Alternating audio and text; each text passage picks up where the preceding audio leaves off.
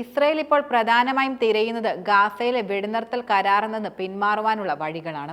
Israel പ്രധാനമന്ത്രി Netanyahu കരാർ അംഗീകരിക്കുന്നതായി അടിയന്തര യുദ്ധ ക്യാബിനറ്റ് ചേരണമെന്നും വോട്ടിംഗ് വേണമെന്നും വ്യക്തമാക്കിയിരുന്നു. ഒപ്പം ഗാസയിൽ അതിരൂക്ഷ ആക്രമണം നടത്തി ഹമാസിനെതിരെ പ്രകോപനം സൃഷ്ടിക്കുകയും ഇസ്രയേൽ ചെയ്യുന്നുണ്ട്. ഇതിനോടകം തന്നെ ഹമാസിനെതിരെ നിരവധി ആരോപണങ്ങൾ നെതന്യാഹു ഉന്നയിക്കുന്നുമുണ്ട്. കരാർ നടപ്പാക്കുന്നതിന് മുന്നേ വ്യവസ്ഥകളിൽ നിന്ന് ഹമാസ് പിന്നോട്ട് പോയെന്നാണ് നെതന്യാഹു ഉയർത്തുന്ന പ്രധാന വാദം. വ്യാഴാഴ്ച രാവിലെയായിരുന്നു ക്യാബിനറ്റ് ചേരാനായി തീരുമാനിച്ചത്.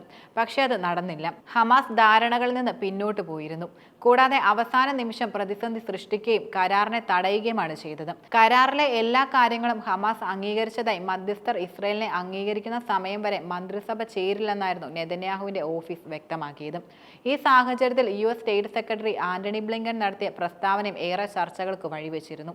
ഹമാസിനെ നശിപ്പിക്കുക എന്ന ലക്ഷ്യം ഇസ്രയേൽ നേടിയെന്ന് ബ്ലിങ്കൻ പറഞ്ഞു. മാത്രമല്ല, സംഘടന പുതുതായി റിക്രൂട്ട് ചെയ്താൽ ബാക്കിയുണ്ടെന്ന സൂചന കൂടി അദ്ദേഹം നൽകി. ആക്രമണം അവസാനിപ്പിക്കാനായിട്ടില്ലെന്ന് പരോക്ഷമായി പറഞ്ഞതാണെന്ന വിലയിരുത്തലാണ് ഇത് സംബന്ധിച്ച് പിന്നീട് വന്നിരുന്നത്. ഒക്ടോബർ 7-ന് ഗാസയിലേക്ക് സൈന്യത്തെ അയച്ച നെതന്യാഹുവിന്റെ പ്രഖ്യാപിത ലക്ഷ്യങ്ങൾ ബന്ദികളുടെ മോചനവും ഹമാസിന്റെ ഉന്മൂലനവുമായിരുന്നു എന്നതിൽ സംശയമില്ല.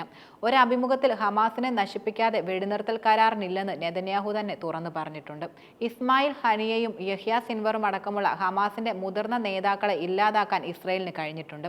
എന്നാൽ വിമോചന സംഘടന എന്ന നിലയിൽ അവരെ തകർക്കാൻ ഇസ്രയേലിന് നിലവിൽ കഴിഞ്ഞിട്ടില്ല. നെതന്യാഹു മറ്റൊരു വഴിയുമില്ലാതെ സമ്മതിച്ചിരുന്നത് വടക്കൻ ഗാസയിലെ പാലസ്തീനികളെ തിരികെ പ്രവേശിക്കുക, നെറ്റ്സാരയും ഫിലാഡൽഫി ഇടനാഴികളിൽ നിന്നുള്ള ഇസ്രയേലി സൈന്യത്തിന്റെ പിന്മാറ്റം ഉൾപ്പെടെ ഒരിക്കലും അംഗീകരിക്കില്ലെന്ന് പ്രഖ്യാപിച്ചിരുന്ന ഉപാധികളായിരുന്നു. തുടർന്ന് രാജ്യത്തു നിന്ന് തന്നെ കടുത്ത എതിർപ്പാണ് നെതന്യാഹുവിന് ഉണ്ടായത്.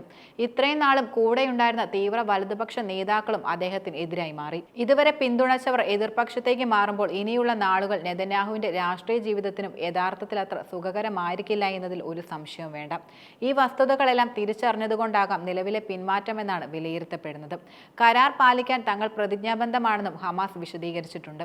ബുധനാഴ്ച രാത്രിയായിരുന്നു ഖത്തർ പ്രധാനമന്ത്രി ഗാസ വെടിനിർത്തൽ കരാർ പ്രധാനമായും പ്രഖ്യാപിച്ചത്. ഹമാസ് അപ്പോൾ തന്നെ കരാർ അംഗീകരിക്കുകയും ചെയ്തിരുന്നു. എന്നാൽ ക്യാബിനറ്റ് യോഗത്തിന് ശേഷം മാത്രമേ നിലപാട് വ്യക്തമാക്കൂ എന്നായിരുന്നു ഇസ്രയേൽ പ്രധാനമായും കൈക്കൊണ്ട നിലപാട്. ഈ സാഹചര്യത്തിനിടെ കരാർ വ്യവസ്ഥകളിൽ നിന്ന് ഹമാസ് പിന്നോട്ട് പോയെന്ന ആരോപണവുമായി ഇസ്രയേൽ രംഗത്തെത്തുകയുണ്ടായി.